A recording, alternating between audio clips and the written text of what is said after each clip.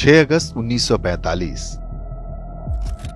वो दिन जब अमेरिका ने जापान के शहर हिरोशिमा पर पहला परमाणु बम गिराया था। इतने से ही अमेरिका का मन नहीं भरा।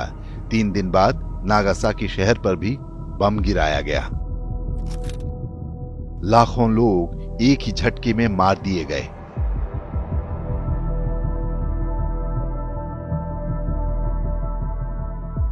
उससे भी कई गुना अधिक लोग इस बम से पैदा विकिरण के कारण मारे जाते रहे हैं।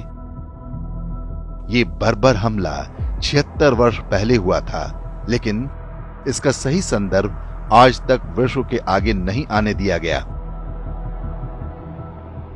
पूरे विश्व को बताया जाता है कि इस परमाणु हमले के साथ ही द्वितीय विश्व युद्ध समाप्त हो गया था।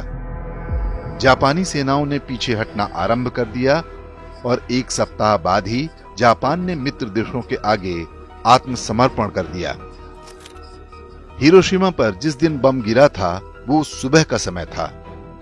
लोग अपने काम कर रहे थे, बच्चे स्कूल पहुंच चुके थे। इस स्थान पर जापानी सेना का कोई केंद्र नहीं था। स्पष्ट रूप से जापान के सामान्य लोगों को निशाना बनाकर परमाणु बम गिराया गया था।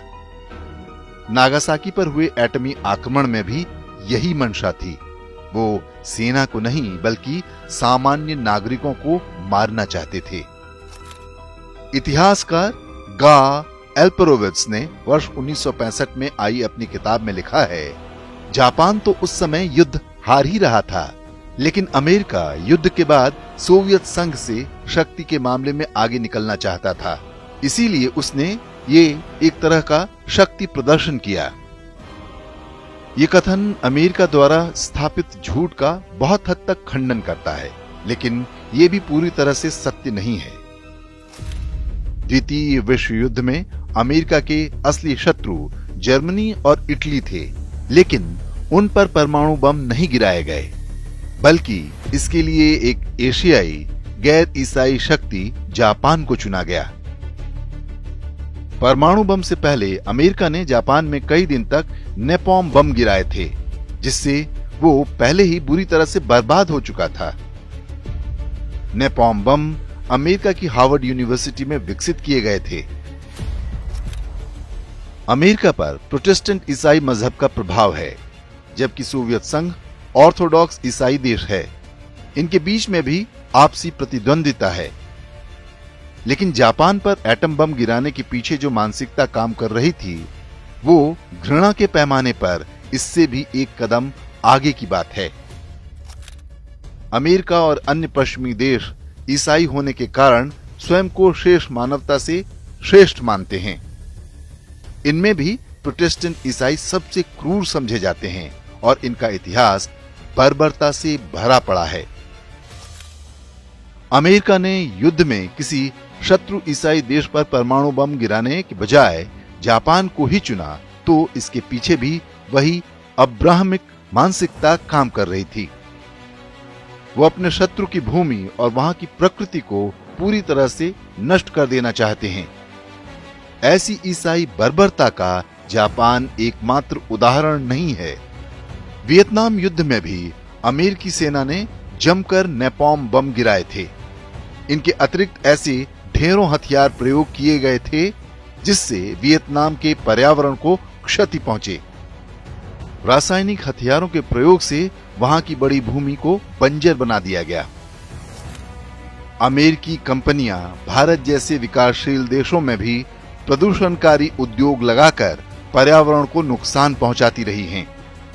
भोपाल गैस कांड भी ऐसी ही एक घटना थी, जिसमें अमेरिकी कंपनी की आपराधिक लापरवाही ने हजारों लोगों की जान ली थी। ईसाइयों की पुस्तक बाइबल के जेनेसिस के अनुसार गॉड ने जब धरती पर सृष्टि की रचना की, तो मनुष्य को प्रकृति का स्वामी बनाया। यहाँ मनुष्य से अर्थ उन्हीं से है जो ईसाई गॉड को मानते हैं। स्वयं को प्रकृति का स्वामी मानने वाली यही मानसिकता है कि वे शत्रु की भूमि पर प्रकृति को क्षति पहुंचाने से पहले एक बार भी नहीं सोचते। अमेरिका या अन्य पश्चिमी ईसाई देश कभी भी जापान और भारत जैसे गैर अब्राहमिक देशों के मित्र नहीं हो सकते। इस शत्रुता की जड़ उनकी सोच में है, जो मानती है कि गोरे होने के कारण उनकी नस्ल श्रेष्ठ है और उनका कर्तव्य पूरे विश्व को ईसाई बनाना है। परमाणु बम गिराकर जापान के अस्तित्व को मिटाने का अमेरिकी प्रयास उसी मजहबी मानसिकता का सबसे बड़ा उदाहरण है।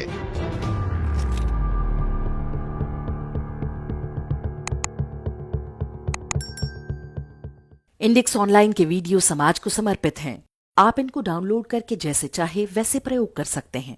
चाहे तो आप हमारे टेलीग्राम चैनल से जुड़ सकते हैं। वहां सारे नए पुराने वीडियो आपको मिल जाएंगे। हमारे सोशल मीडिया लिंक हर वीडियो के डिस्क्रिप्शन में होते हैं।